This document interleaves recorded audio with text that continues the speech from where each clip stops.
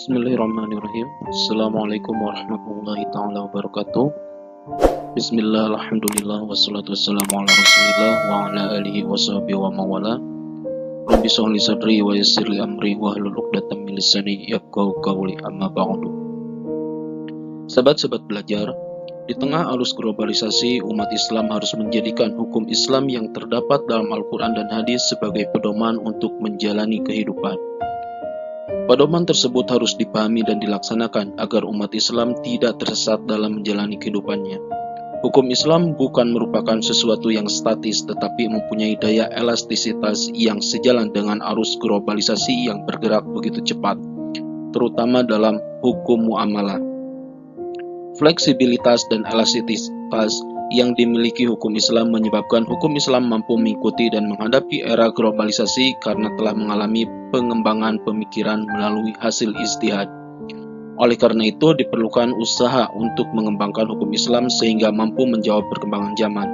Hal ini dikarenakan tujuan sebenarnya dari hukum Islam adalah menolak kemudaratan dalam 5 hal yang dikenal dengan istilah al-maqasid al-khamsah atau al-kulliyatul khamsah. Nah, pada kesempatan hari ini kita masuk ke materi PAI dan Budi Pekerti fase E, elemen fikih bab 9. Kita akan membahas tentang menjaga keseimbangan kehidupan dengan al-kulliyat al-khamsah.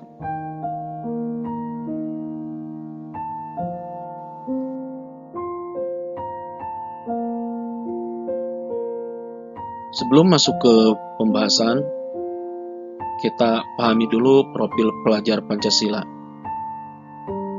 A. Beriman bertakwa kepada Tuhan Yang Maha Esa dan berakhlak mulia, melaksanakan sholat, zakat, puasa dengan penuh kesadaran dan tanggung jawab. B. Bergotong royong, terlibat aktif dalam sebuah tim untuk melakukan kegiatan penelitian ilmiah remaja di sekolah. C. Mandiri, menghindari sikap curang termasuk dalam bertransaksi jual beli dan mengerjakan soal ulangan. D. Berkebinekaan global, yaitu dengan cara menghargai perbedaan agama dan kepercayaan. Adapun tujuan pembelajaran pada bab kali ini, A. Peserta didik dapat menganalisis pengertian dan urutan al-kulliyat al-khamsah sehingga dapat mempengaruhi sikap dalam memecahkan masail al-diniyah atau masalah-masalah keagamaan dan menumbuhkan sikap kepekaan sosial di masyarakat.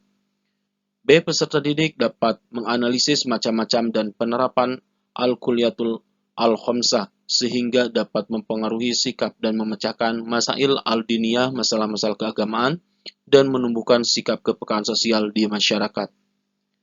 C. Peserta didik dapat menyajikan paparan tentang al-kulliyatul al-khamsah sehingga dapat mempengaruhi sikap dalam memecahkan masail al-diniyah, masalah-masalah keagamaan, dan menumbuhkan sikap kepekaan sosial di masyarakat. Adapun materi pembahasan pada materi menjaga keseimbangan kehidupan dengan al-kulliyat al-khamsah, kita akan belajar mengenai pengertian al-kulliyat al-khamsah, macam-macam al-kulliyat al-khamsah, dan implementasi serta cara menjaga al-kulliyat al-khamsah.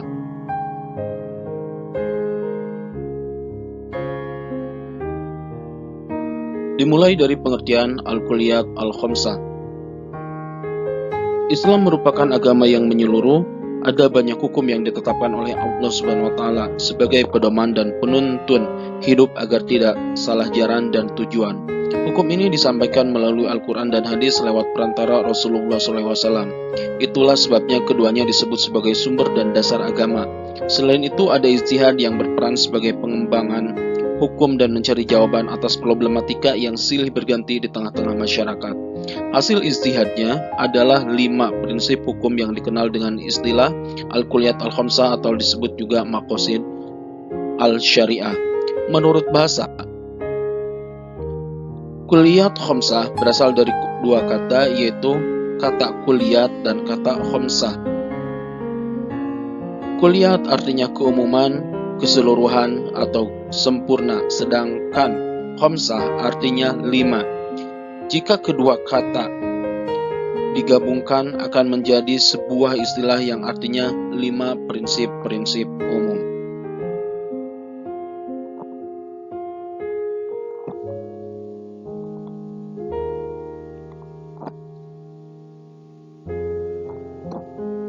Sementara kata maqasid sendiri berasal dari kata maqsad yang berarti tujuan atau target. Berdasarkan arti tersebut, beberapa ulama memberikan definisi antara lain.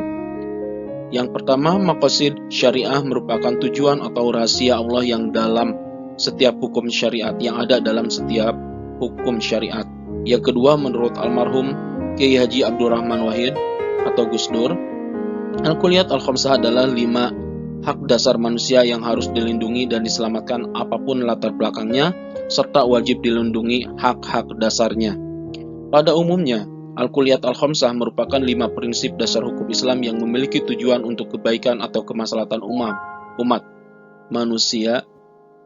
Tujuan ini sejalan dengan tujuan dari hukum Allah Subhanahu wa taala, yaitu kebaikan dan kemaslahatan kehidupan manusia.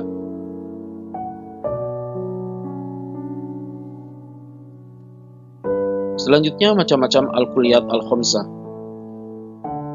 Macam-macam Al-Kulliyat Al-Khamsah, yang pertama ada Hifdzu ad-din, yang kedua ada Hifdzu an-nafs, yang ketiga Hifdzu al-aqli, yang keempat Hifdzu an-nas, yang kelima Hifdzu al-mal. Menjaga atau memelihara agama, Hifdzu ad-din.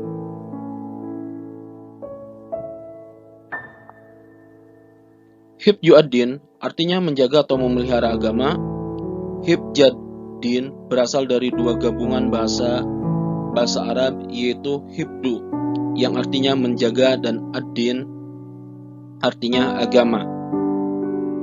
Agama berperan dalam mengatur kehidupan manusia dan mengarahkannya pada kebaikan. Selain itu, agama tidak hanya memberikan nilai moral tetapi juga pondasi keyakinan seseorang.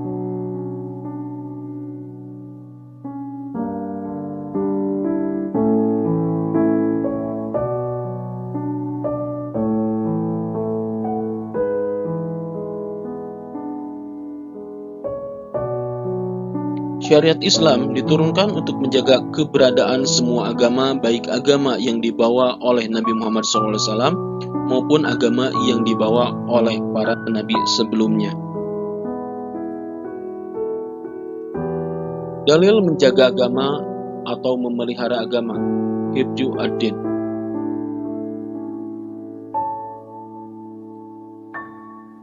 Bismillahirrahmanirrahim. شرع لكم من الدين ما وصى به نوحا والذي أوحينا إليك وما وصينا به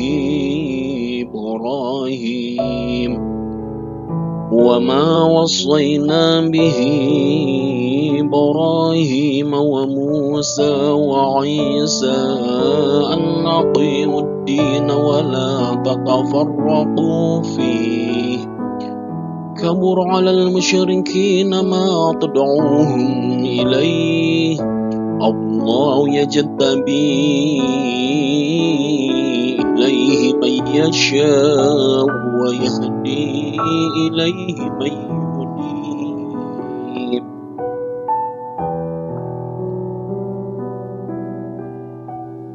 Yang artinya, Dia, Allah telah mensyariatkan bagi kamu agama yang Dia wasiatkan juga kepada Nuh, yang telah kami wahyukan kepadamu Nabi Muhammad, dan yang telah kami wasiatkan kepada Ibrahim, Musa, dan Isa, yaitu tegakkanlah agama atau keimanan dan ketakwaan, dan janganlah kamu berpecah belah di dalamnya.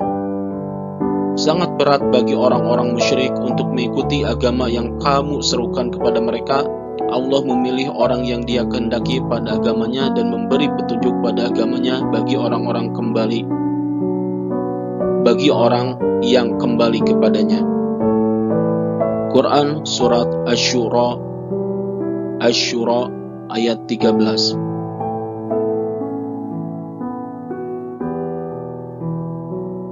Selanjutnya yaitu menjaga atau memelihara jiwa, hifdzu an-nafs. Hifdzu an-nafs menurut bahasa berarti menjaga atau memelihara jiwa manusia. Hifdzu an-nafs berasal dari kata hifdzu yang artinya menjaga atau memelihara dan an-nafs yang berarti jiwa atau ruh. Sementara menurut istilah bermakna mencegah keburukan jiwa dan memastikannya tetap hidup. Hak hidup dan menghargai kehidupan manusia adalah hak yang dianugerahkan oleh Allah Subhanahu wa taala kepada manusia.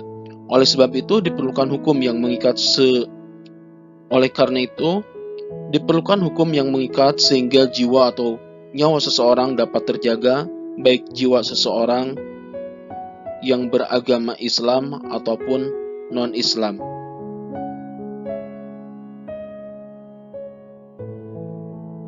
Dalil menjaga atau memelihara jiwa. Hifdzu an-nafs. Bismillahirrahmanirrahim. ولا تقتلوا النفس التي حرم الله إلا بالحق ومن قتل مظلوما فقد جعلنا لوليه سلطانا فلا يسرف في القتل إنه كان منصورا.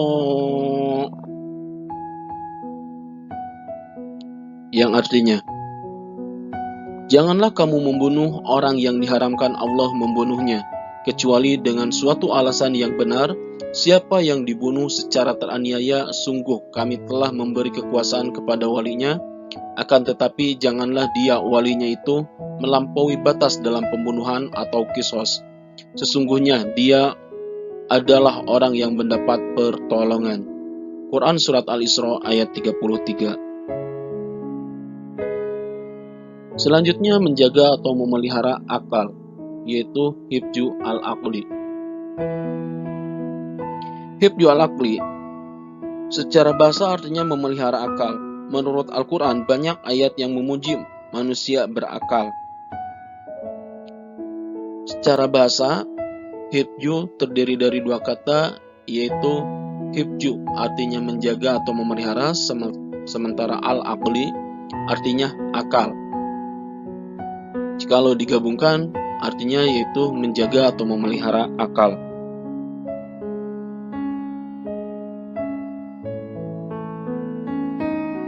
Allah Subhanahu wa taala telah memberitahukan bahwa manusia dijadikan dalam bentuk sebaik-baiknya. Tetapi bentuk yang baik tersebut belum memiliki makna jika tidak dihiasi oleh akal yang sehat. Akal menjadi sumber pengetahuan, tempat menerima hidayah, dan media untuk mendapatkan kebahagiaan dunia dan akhirat. Agar tetap berfungsi dengan baik, setiap muslim harus memelihara akal dan tidak merusaknya. Allah Subhanahu wa taala melarang segala macam tindakan yang dapat mengganggu fungsi akal seperti mengkonsumsi khamar, obat-obatan terlarang, dan lain-lain sebagainya.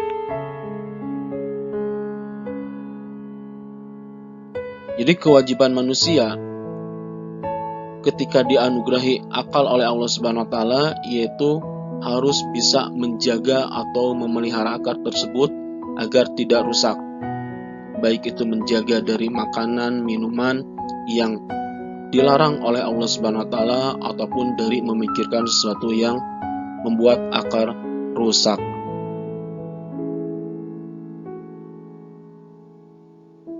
Dengan akal, manusia dapat memproses pengetahuan, menerima daya, dan berpikir tentang cara mendapatkan kebahagiaan, baik kebahagiaan di dunia dan juga di akhirat. Selanjutnya yaitu dalil menjaga atau memelihara akal. Hifdzu al-aqli. Bismillahirrahmanirrahim. Yas'alunaka 'anil khamri wal maisir.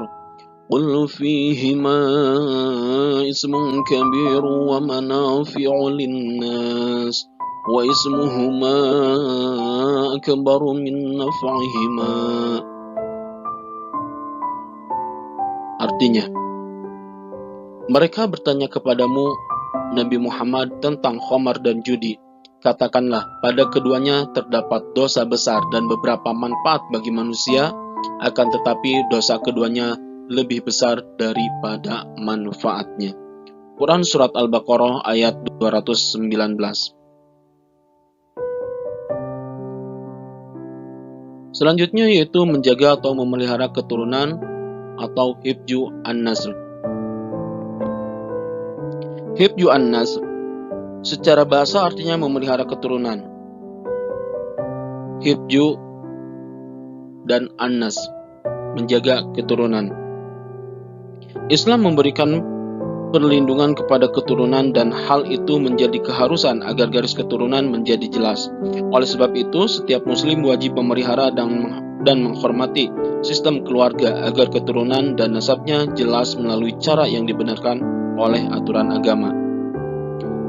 Setiap muslim wajib menjaga keturunan dengan mendapat keturunan melalui cara yang dibenarkan oleh ajaran agama, bukan yang dilarang seperti halnya zina.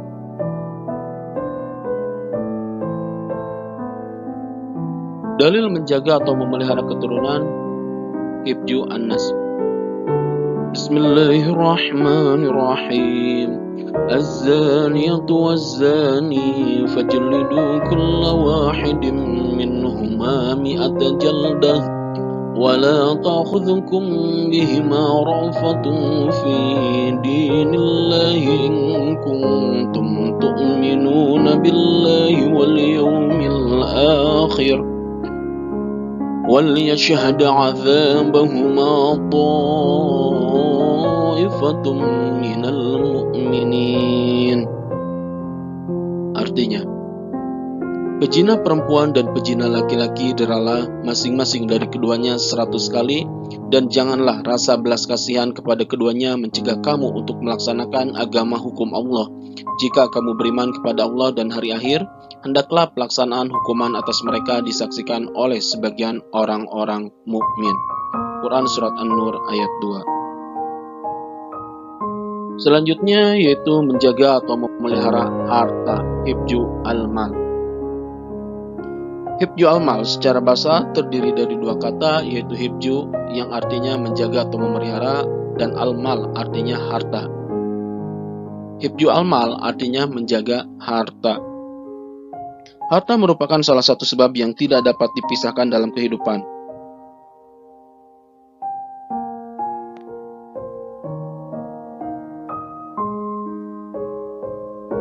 Sebab harta adalah kebutuhan hidup bagi seseorang. Untuk mendapatkan harta, seseorang harus memiliki usaha yang dilakukan. Bahkan Allah Subhanahu wa taala telah memerintahkan agar hambanya mencari karunia dari Allah Subhanahu wa taala.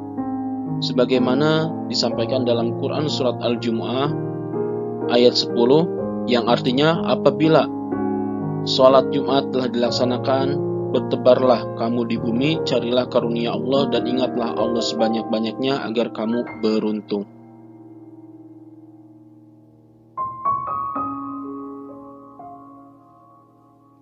Dalil menjaga memelihara harta.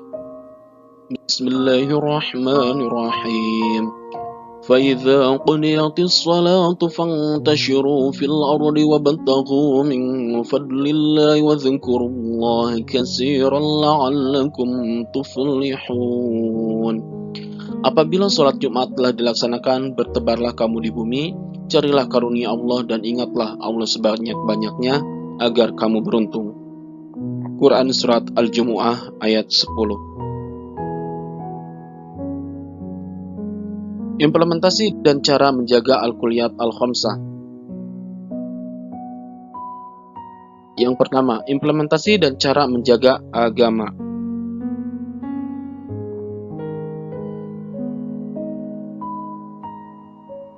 Salat termasuk cara menjaga agama, yaitu melaksanakan rukun Islam.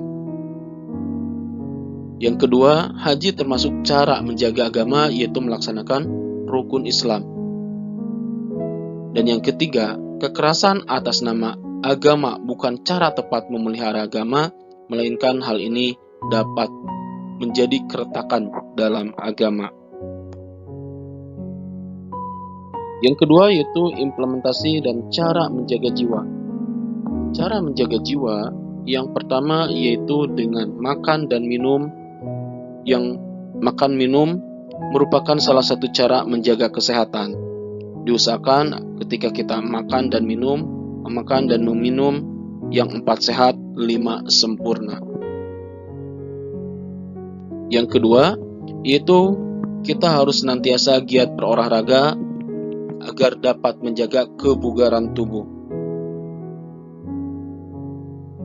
Yang ketiga, ini adalah hal yang tidak boleh, menghilangkan nyawa orang lain atau diri sendiri, itu dilarang dalam Islam. Kenapa dilarang menghilangkan nyawa orang lain atau diri sendiri? Karena nyawa adalah sesuatu anugerah dari Allah Subhanahu wa taala dan kita harus bisa menjaganya. Dalam Islam, orang yang menyebabkan hilangnya nyawa orang lain dikenai hukuman setimpal berupa qisas. Selanjutnya yaitu implementasi dan cara menjaga akal. Cara menjaga akal yaitu dapat dengan menjaga asupan makanan bergizi, seperti halnya ketika kita menjaga asupan makanan bergizi dapat menjaga fungsi akal dengan baik. Yang kedua, cara menjaga akal yaitu dengan cara rajin membaca dapat mengasah ketajaman berpikir. Yang ketiga, hal yang tidak boleh yaitu meminum minuman keras dapat mengganggu fungsi akal, bahkan dapat menghilangkan fungsi akal. Minuman keras atau khamar termasuk sesuatu yang dapat memabukkan. Mengkonsumsinya dapat merusak akal. Islam mengenakan had bagi orang yang mengonsumsinya. Selanjutnya yaitu implementasi dan cara menjaga keturunan. Yaitu yang pertama dengan menikah merupakan cara menjaga keturunan sesuai Islam. Yang tidak boleh yaitu melakukan zina. Zina bukan merupakan bentuk memelihara keturunan. Dalam Islam, pelakunya dikenai sanksi rajam sampai mati atau dera 100 kali. Selanjutnya yaitu implementasi dan cara menjaga harta, yaitu contohnya bisa dilihat di depan layar. Di sini ada seorang pedagang menjual barang di pasar. Yang kedua, ini adalah seorang pekerja, seorang montir sedang memperbaiki mobil. Dan yang ketiga yang tidak boleh dilakukan yaitu mencuri. Pencuri berusaha membobol rumah warga, ini tidak boleh. Mencuri bukan merupakan upaya memelihara harta. Dalam Islam, pelaku pencuri dikenai had atau hukuman. Nah, itu adalah materi bab 9 mengenai Al-Kulliyat Al-Khamsah. Terakhir, sebelum kita tutup, masih ingatkah Anda pembahasan pada bab 6 mengenai larangan pergaulan bebas dan zina? Kalau masih ingat, coba jawab pertanyaan berikut ini. Yang pertama, bagaimana hikmah larangan tersebut atas pemeliharaan kehidupan manusia? Yang kedua, apa saja yang harus dilindungi atau dijaga dalam kehidupan manusia? Yang ketiga, bagaimana upaya perlindungan yang harus dilakukan pada hal-hal tersebut oleh seorang muslim? Alhamdulillah, materi telah selesai kita bahas. Sekian dan terima kasih. Mohon maaf bila ada kata-kata yang salah. Apabila sahabat-sahabat menyukai video pembelajaran ini, mohon agar di like, comment, and subscribe.